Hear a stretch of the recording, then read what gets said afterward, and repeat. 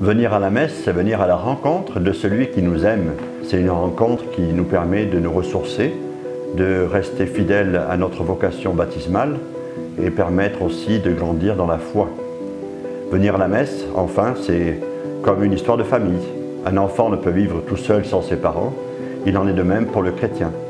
Le chrétien est invité à s'engager dans la paroisse, à se retrousser les manches, à se dire que l'Église ne peut vivre sans lui, sans elle.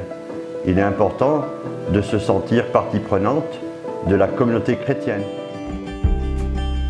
Je fais partie de la chorale pastorale depuis quand même plusieurs années maintenant. C'est un service de l'Église qui me plaît et dans lequel je me sens bien. Oui, on apprend des chants pour pouvoir embellir un petit peu les célébrations des dimanches ou des temps de fête comme l'Avent, Noël, Carême, etc., Pâques. Ça se passe dans une ambiance très chaleureuse, décontractée et ça fait vraiment plaisir de venir chanter là tous les lundis après-midi. Pour moi, c'est un plaisir de chanter et c'est un plaisir de faire apprendre. Bien chanter à l'église, c'est aider mes frères à prier, à aller vers le Seigneur.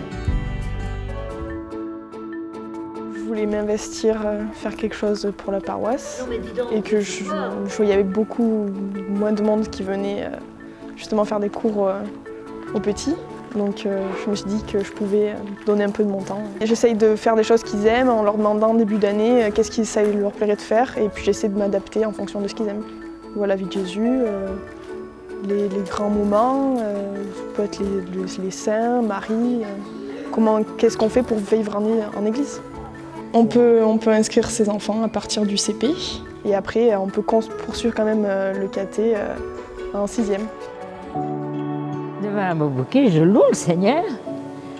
Et moi je me dis que si les fleurs sont tellement belles dans la nature, ça me fait penser au Créateur, ça m'invite à la contemplation et à la louange. Moi, je suis là depuis 5 ans. J'adore cette église, elle est tellement belle. Il faut la garnir. Et puis voilà, on s'est mis à travailler. Nous avons fait le bouquet qui est là-bas. Maintenant, on va en mettre les autres deux. On se plaît bien. Puis c'est magnifique de faire ça.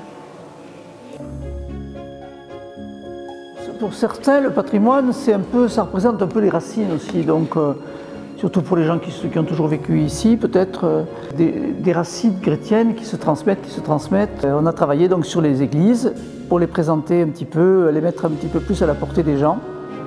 Et on a constitué une petite équipe et on a travaillé sur chaque église une après l'autre. On a 12 églises dans la paroisse et dont 3 ou 4 chapelles. Faire connaître la Bible et l'Évangile à travers tout ce qu'on peut trouver dans les églises. C'était ça notre premier objectif.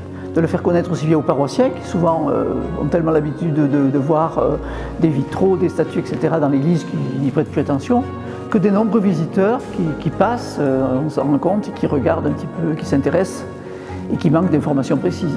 Donc voilà, c'était notre but. On est à Notre-Dame de Consolation, à Thiézac, sur la paroisse de Saint-Jacques-Berthieu. Un jour, au XIIe siècle, il y a une dame en blanche qui leur est apparue. Et au moment où ils se sont approchés, elle a disparu en laissant derrière elle une petite poupée.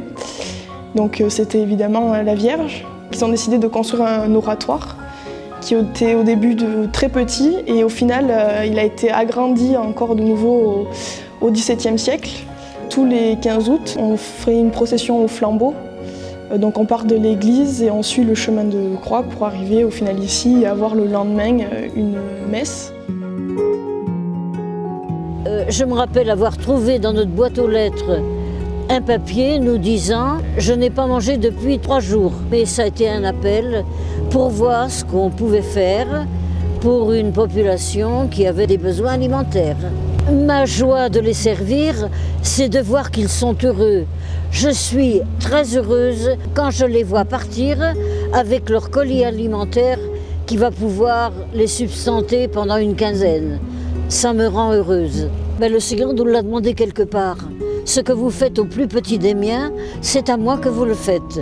Et là, je sais que je réponds au Seigneur Jésus en faisant ça, en servant les frères.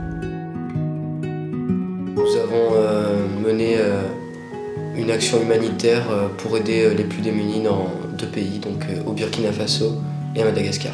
L'hiver dernier, nous avons participé au marché de Noël de Saint-Jacques-des-Blats.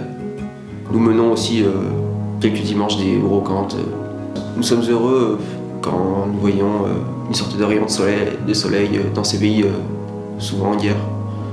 Souvent très pauvres, souvent dans la misère. On reçoit beaucoup. On apprend des choses. Et ça vous apprend la sagesse. Eh bien, je suis aux anges. Qu'est-ce que vous voulez que je vous dise? Je suis aux anges et je remercie Dieu d'avoir cette chance. Voilà. Parce que tout le monde n'a pas cette chance d'avoir quelqu'un qui lui apporte la communion. Donc pour moi, c'est une très grande joie. Je me sens bien dans ma paroisse. Hein. Moi, je vis d'espérance. Hein. J'ai de nombreux amis. Puis bon, quand on vient à la messe le dimanche, eh ben, on rencontre tous nos amis et tous ceux qui sont là. On se sent très bien accueillis. Le fait d'être bien accueillis et d'accueillir aussi les autres. Hein. On a tous notre responsabilité. Ce qu'on a reçu, il faut le partager. Il ne faut pas le garder pour soi. Mais il y a du plaisir, il y a de la joie à partager. Ma mission, c'est d'être témoin de Jésus-Christ, c'est d'être témoin de l'amour que Dieu nous porte. Pratiquer, c'est vivre autour de nous de cet amour du Christ, quoi, le partager avec les autres, à l'accueil, etc. Quoi. Jésus dit à Thomas, dans l'évangile de Saint Jean, « Moi je suis le chemin, la vérité et la vie. Donc venez à lui et offrez-lui votre vie. »